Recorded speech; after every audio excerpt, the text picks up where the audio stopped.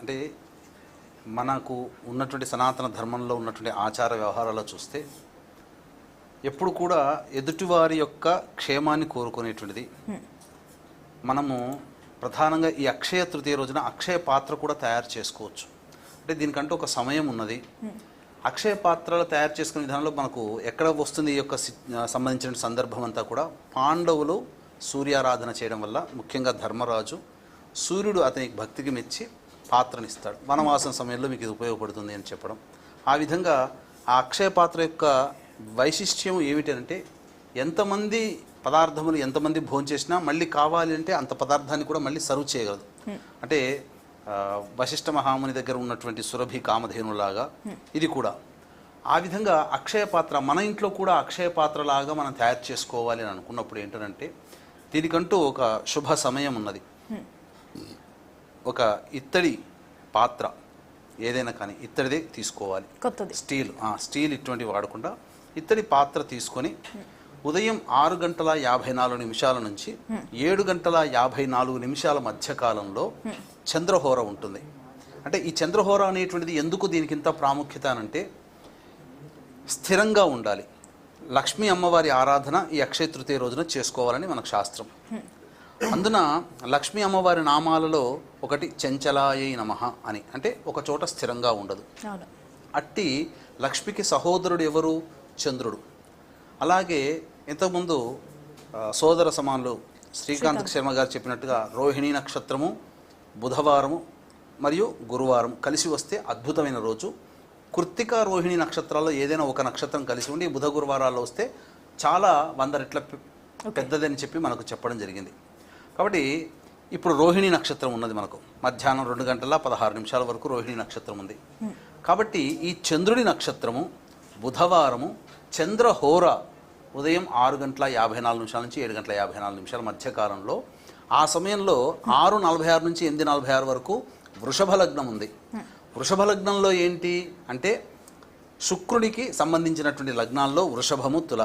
వృషభము స్థిర లగ్నం అంటే కాన్స్టెంట్ ఫిక్స్ అన్నమాట అది.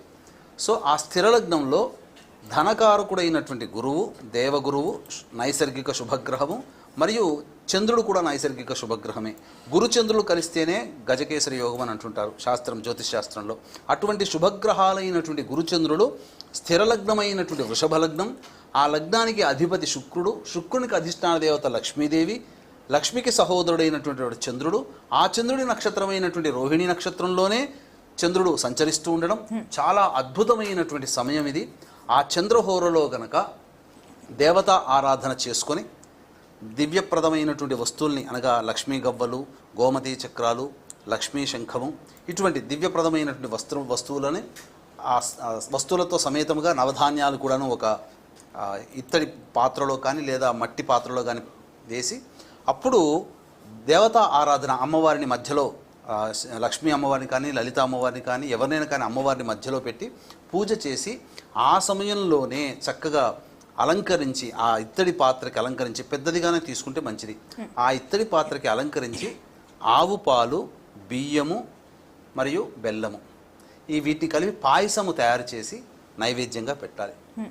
పెట్టిన తర్వాత మధ్యాహ్నం 2:16 వరకు తదియ తిథి, సాయంత్రం 4:24 వరకు రోహిణీ నక్షత్రము. ఇవన్నీ ఉన్నటువంటి కారణం చేత మధ్యాహ్న సమయంలో అభిజిత్ లగ్నంలో ఆ పాత్రలో అన్నము వండి అతిథి అభ్యాగతులకి ఆ రోజు అన్నదానం చేస్తే ఆ పాత్ర అక్షయమవుతుంది. ఏ ఇంట్లోనైనా కానీ గుర్తుంచుకోండమ్మా, ఏ పురుషుడైనా ఏ స్త్రీ అయినా, నా ఇంట్లో ఏ పురుషుడైనా ఏమనుకుంటాడు, నా ఇంట్లో 10 మంది భోజనం చేస్తే బాగుండు. ఏ స్త్రీ అయినా ఏముంటుంది, నా చేతితో వంట చేసి 10 మందికి అన్నం పెడితే బాగుండని ఏ స్త్రీ అయినా అనుకుంటుంది. అటువంటి సద్భావన ఈ అక్షయ తృతీయ రోజున ఆ అక్షయ పాత్రమైనటువంటి ఆ పాత్రలో వండి కనుక అన్నదానము బీదలకి కానీ అవసరం ఉన్నటువంటి వాళ్ళకి కానీ చేసినట్లయితే ఆ పాత్ర అక్షయమవుతుంది. ఆ దారభ్యత వాళ్ళకి 10 మందికి భోజనం పెట్టగలిగే శక్తి వస్తుంది. 10 మందికి భోజనం పెట్టగలుగుతారు. మంత్రమహిమ వల్ల పొందినటువంటి అక్షయ పాత్ర వల్ల ఎంతో మందికి అన్నార్తిని తీర్చారు పాండవులు. అటువంటి 10 మందికి భోజనం పెట్టగలిగే శక్తి పురుషుడికి స్త్రీకి సంభవించినప్పుడు దాని అంతరార్థం కనుక చూస్తే ఈ రోజుల్లో ప్రతిరోజు ఒక 10 మందికి భోజన సంతర్పణలు చేయాలి అంటే ఆ వ్యక్తి ఎంత సంపాదించాలి అంటే ఆ దానం చేయగలిగి అంటే తాను సంపాదించి దాచుకొని అందులో కొంత దానం చేయగలిగి అంటే కొంత ఆ 10 మందికి దానం చేయగలిగే శక్తి కొంత అయినప్పుడు దాచుకున్నది ఎంత అవుతుంది, అంత శక్తిని ఆ భగవంతుడు పుణ్యదాన కార్యక్రమంలో చేయడం వల్ల అవుతుంది. ఈ అక్షయ పాత్రలో ఈ విధంగా చేయడం వల్ల మనకు ఆ భావన అంటే ఆ పురాణ కాలంలో ఉన్నటువంటి అక్షయ పాత్ర మహిమ కలిగినటువంటి కలికాలంలో లభించదు. కానీ ఆ భావనతోనైనా కానీ ఆ అక్షయ పాత్రను పెట్టుకొని 10 మందికి భోజనం పెట్టగలిగితే అట్లాంటి రోజు మళ్ళీ ఇంకొక రోజు ఎప్పుడు వస్తుందా, మళ్ళీ ఆ పాత్రలో ఉండి 10 మందికి పెట్టాలనే ఆలోచన కలిగి పుణ్యం సంపాదించుకుంటాడు, 10 మందికి అన్నార్తిని తీర్చగలుగుతారు. అది ఆ శక్తి భగవంతుడు ఇస్తాడు.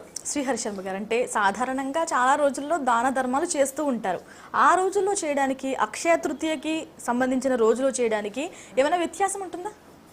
మనకు మామూలు రోజుల్లో కన్నా సాధారణమైనటువంటి రోజుల్లో కన్నా కొన్ని ప్రత్యేకమైనటువంటి తిథులు ఉంటాయి. ఇప్పుడు మనకు వీక్షించేటువంటి మన ప్రేక్షకులకు అర్థం అవ్వాలంటే అమెరికాలో ఒక సిస్టమ్ ఉంటుంది. సంవత్సరం పొడుగుతో ప్రొడక్షన్ అయినటువంటి అన్నీ కూడాను ఏ డిసెంబర్ మాసంలో ఇయర్ అండ్ సేల్ అని చెప్పేసి 30% 40%కి అమ్మేసేస్తుంటారు. మరి అందరూ కూడా ఆ రోజు ఎప్పుడు వస్తుందా అని ఎదురు చూస్తుంటారు. అంటే 100 రూపాయలు ఉండేటువంటి వస్తువుని 40 రూపాయలకి చేజిక్కించుకుంటారు. పుణ్యము కూడా అంతే.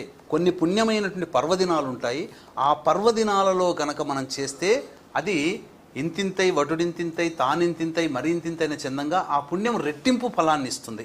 ఇందులో ఉన్నటువంటి అంతరార్థం ఇదే.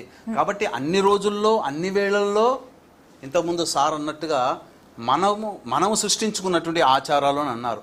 కాబట్టి 365 రోజులు కూడా దానాది కార్యక్రమాలు పుణ్యాది కార్యక్రమాలు చేసుకుంటూ పోతుంటే కుటుంబాన్ని పోషించుకోలేని పరిస్థితి వస్తుంది. కాబట్టి కొన్ని ప్రత్యేకమైనటువంటి తిథులని మనము ఆపాదింప చేసుకొని ఆ ప్రత్యేకమైన తిథుల్లో చేయడం అనేటువంటిది ఆచారంగా సాంప్రదాయంగా పెట్టుకుంటూ వచ్చారు. అది దీని అంతరార్థంగా చెప్పవచ్చు. రైట్. మధుసూదన్ గారు, మీరేమనుకుంటున్నారు? అక్షయ తృతీయ అంతరార్థం ఏది అంటే ఏమనుకుంటున్నారు? అంటే ఇప్పుడు మంచి పని చేయడానికి ముహూర్తం లేదు అని ఒకటి మనకు మాట. ఒక మంచి పని చేయాలి అంటే అలా అనుకునే సంకల్పమే ముహూర్తం, దానికి మించిన ముహూర్తం ఉండదని. బట్ మనకు ఏంటంటే ఆచార వ్యవహారాలు అంటే పూర్వకాలం నుంచి మీరు జాగ్రత్తగా గమనిస్తే మన పూర్వకాలంలోన ప్రతిరోజుకు కూడా ఏదో ఒక విశిష్టత. ఇప్పుడు మనకు పంచాంగంలోన తిథి నార వార నక్షత్ర యోగ కరణాలని ఏవైతే 5 అంశాలు అంటామో ప్రతిరోజు కూడా 5 అంశాలు చూసుకునే వాళ్ళం. తిథుల ప్రకారం కొద్ది ఇప్పుడు మధ్యాహ్నం పూట రాహుకాలం ఉంటుంది, లేకుంటే ఎండాకాలం ఏదో ఉంటుంది, బయటికి వెళ్తుంటారు ఆయన అని అర్థమంతే. బ్రాహ్మీ ముహూర్తం ఏదైనా కానీ తెల్లవారుజాము ఇప్పటికీ మనం అనుకుంటుంటాం ఏంటి, ఉదయం పూట త్వరగా లేచేస్తే 4 గంటలకు లేస్తే మనకు ఎంతో రోజులో ఎంతో భాగం మిగిలినట్టు అనిపిస్తుంది. అది బ్రాహ్మీ ముహూర్తం. అంటే మనం ఆ పేరు పెడితే తప్ప చెయ్యరు అని. ఇప్పుడు ఏదైనా కానీ దానం చేయాలి అంటే ఎవడు చేయడు. ఈ దానం చేయడం వల్ల నీకు ఏదో పుణ్యం వస్తుందంటే చేస్తాను. అంటే కొద్దిగా మనుషుల్ని మోటివేట్ చేయడం ఒక సంప్రదాయం.